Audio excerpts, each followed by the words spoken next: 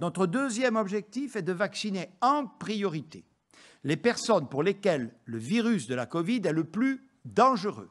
C'est un impératif de santé publique. Une dizaine de vaccins devraient arriver sur le marché entre fin décembre et cet été.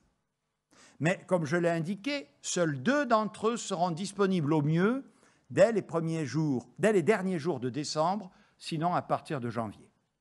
Tout le monde ne pourra donc pas se faire vacciner immédiatement.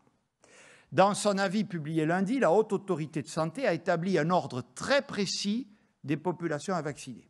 Elle nous recommande de vacciner d'abord les personnes âgées en établissement, notamment les EHPAD, à la fois les résidents et les personnels y travaillant lorsque ces derniers sont à risque de développer une forme grave de la maladie, par exemple lorsqu'ils sont diabétiques. Cela représente environ 1 million de personnes, ce qui correspond aux quantités de vaccins qui nous seront livrés au cours du premier mois. C'est la phase 1 de notre stratégie.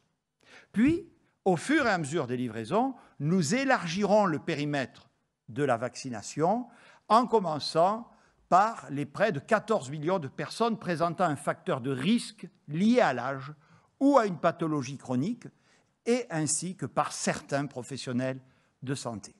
C'est la phase 2 de notre stratégie qui devrait commencer en février et s'étendra jusqu'au printemps.